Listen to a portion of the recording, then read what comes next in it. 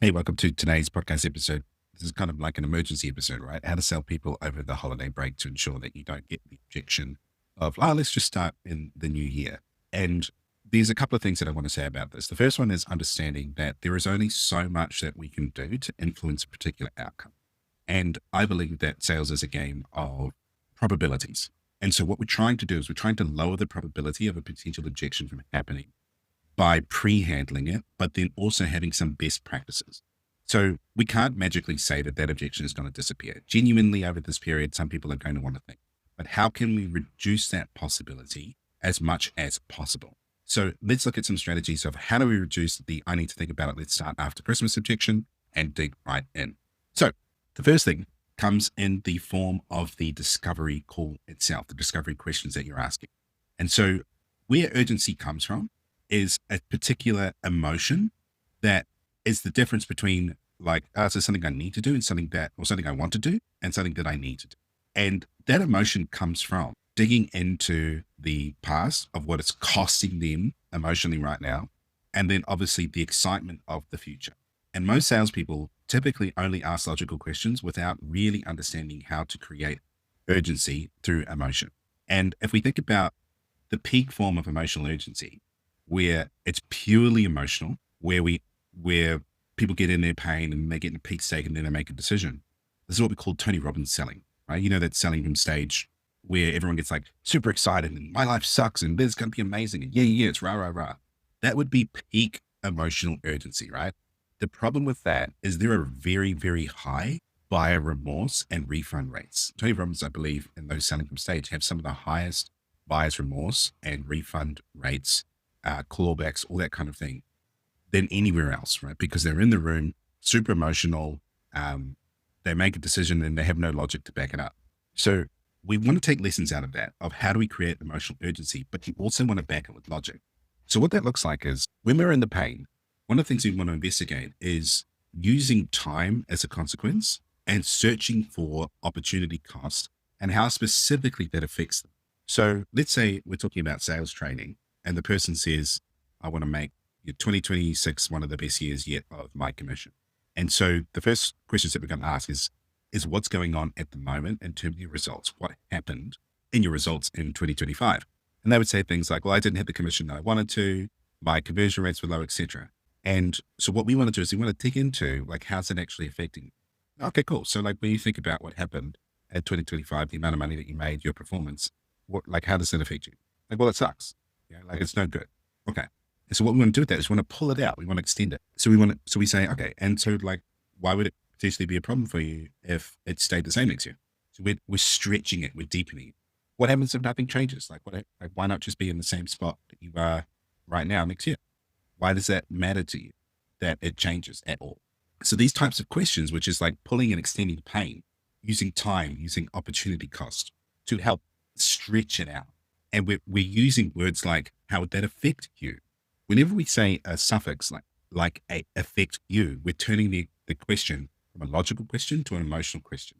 Whenever we hear the words mean to you, ends in you, any of that kind of internal state of you at the end of your question, when you add you to the end of the question, it makes it emotional. The other way that we can do this is we can do something called what the puppy dog terrorist close, which sounds terrible, but this is where I learned it from a mentor of mine, where we create two potential identities for someone through a story. And so let's say, for example, it would sound something like this. I'll say, okay, cool. So what you're talking about is that you had like a year last year, we didn't make the commission you wanted to, you weren't happy with your performance, you didn't make anywhere near as amount of money. And it sucks and you don't want it to happen again. Yeah.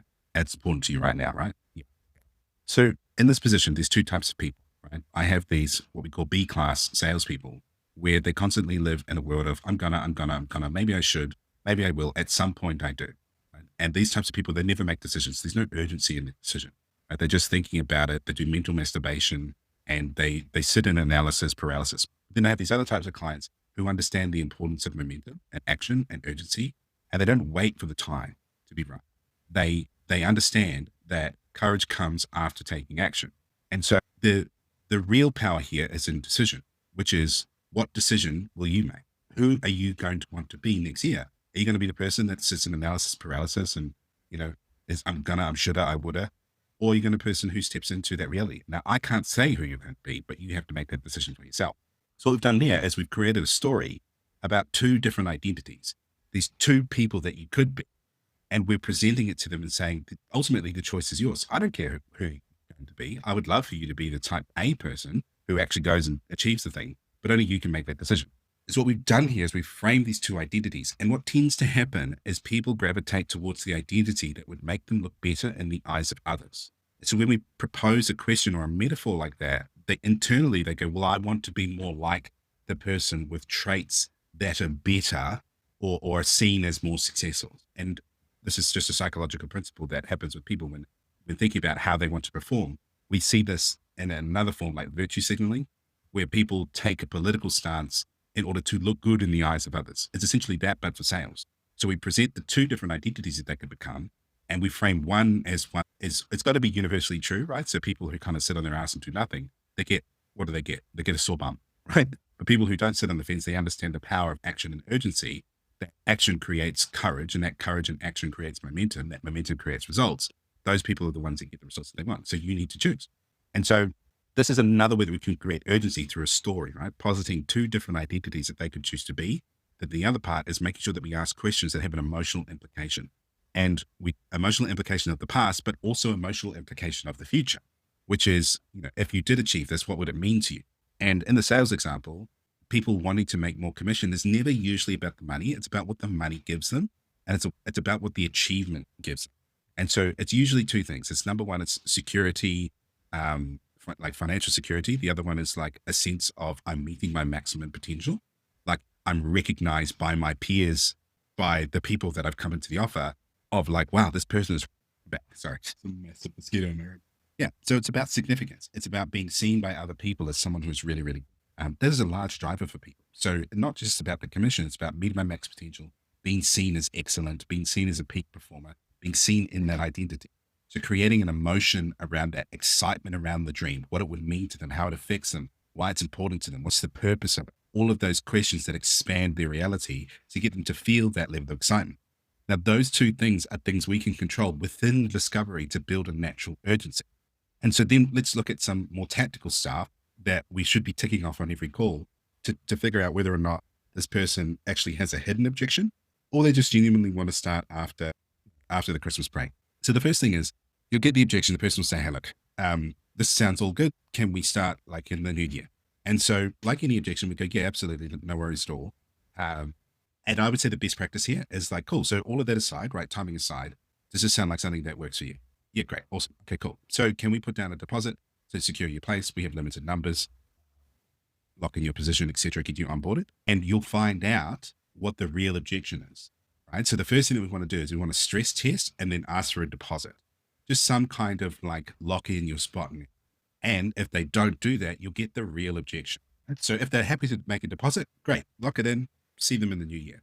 If you don't get a deposit, then there's a real objection here. They go, oh yeah, blah, blah, blah. I just need to think about it. And so now we start looking at what are the actual objections that are there. And so where I'd go here is I would say something along the lines of, okay, cool. So, I mean, like just before you mentioned that you thought this was a good fit for you, etc. Now we're looking at the deposit. Now, is this like a financial thing, or is this more of like a value? And so we want to isolate, is it finances, logistic, or is it value? Is it like, I don't see the value in this, or is it one of the big objections, which is, I don't believe this would work for me. I don't trust you to deliver on the promise. I've been burnt before in the past, right? Remember here during this process that objections are just concerns that they don't feel safe expressing. So we want to get to the core of those. And that at this point in time, the reason usually why they're not putting down a deposit will be one of those other things, which is they don't feel like you understand, etc. And so there's a couple of things we can do about that. So we can say things along the lines of, my personal favorite is, it's like, hey, look, I've been in this position many times before, right? This is obviously my job. You're a salesperson. I'm a salesperson. We understand what's going on. Most of the time, there's just something that you're thinking, that you're worried about, that you're not saying, or you don't feel comfortable saying. And I just want you to know, like, you can just say it, like, I'm a big boy, like, it's not going to hurt my feelings. So let's just get to the core of it. It's usually one of, like, you don't believe that we can deliver the result. You've potentially been burnt before and you worry about that happening again. Or the third one is, you're just not into it. Right? You just don't want to do it. So which one do you think it is? And they will tell you. Most of the time, they'll tell you what's going on. If they don't tell you, then chances are they were never really serious or we've missed something in a discovery.